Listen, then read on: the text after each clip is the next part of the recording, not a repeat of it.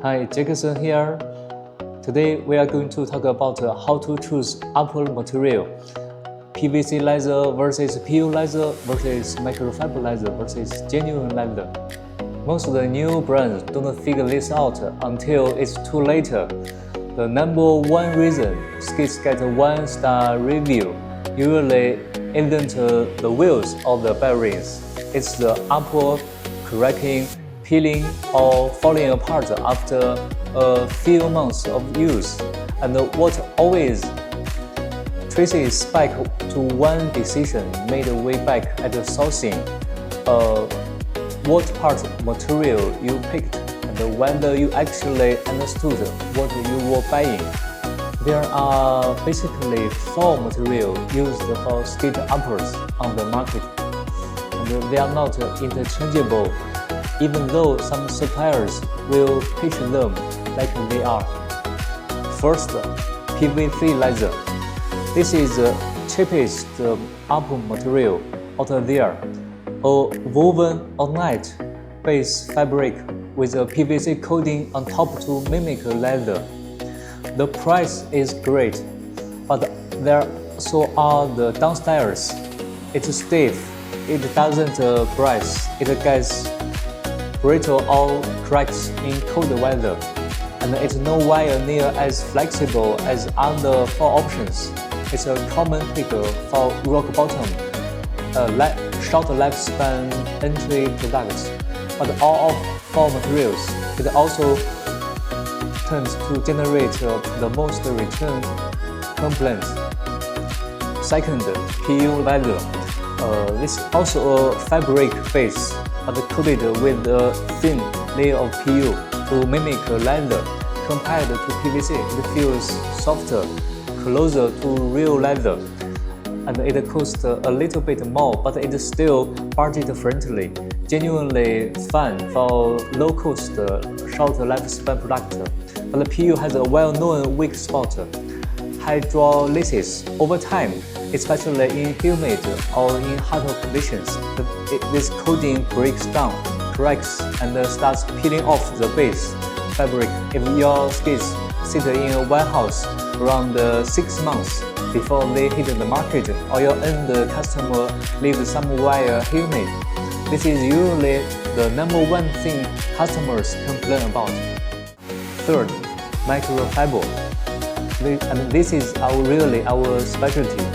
Microfiber is a denser, more engineered, non-woven synthetic fiber, finished with a special coating and a surface treatment that genuinely replicates the feel and the flexibility of real leather. Because of how it's manufactured, it beats economy PU in 2 big ways. We won a better abrasion resistance and much more consistently quality batch to batch.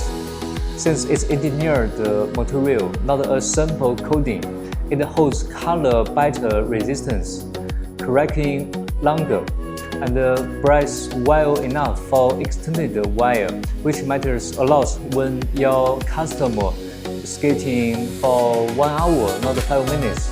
It costs more than economy PU, but less than genuine leather. And for most middle to premium skater and fashion skate brand, this is honestly the material would match their customers' expectation when they open the box. Fourth, genuine leather. Cowhide is a natural material, and nothing beats it. Its breathability and that top-tier feel, but it typically costs several times more than PVC or PU, so it really only makes sense for brands' premium tier. And honestly, you will want to pair it with a higher-end plate and wheel set, so the whole skate matches that quality level. So, how do you actually decide? Ask yourself a few questions. Where does your product sit? Budget, middle tier, or premium? Where is selling? and how long does it typically sit in a warehouse or a shelf before someone buys it? Humidity and the long shelf time are exactly what breaks down PU coating. If your answer points to middle tier or premium, microfiber is usually your sweet spot. Durable enough to cut down returns, premium enough to match the price point without paying for leather level cost you don't actually need. One more practical tip: when you vetting suppliers, don't just take their word for it, because the spec sheet says microfiber. Ask for a physical sample, not a photo.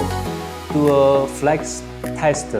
Genuine microfiber feels denser and more uniform than PU. Cheap PU will show white stress lines along the food almost immediately. Good microfiber won't, and if a supplier can't get you a real sample before mass production, that tells you something too. This is exactly the kind of decision a good OEM partner should walk you through before you approve samples, not after your first shipment comes back with complaints. If you are sourcing right now and you are still not sure which upper material actually fits your product and your market, it's worth talking through now while switching costs are still low. Next episode, we are tackling one of the most understood specs in the industry, bearing rates, or whether ABAC 9 is actually worse than some suppliers claim it is.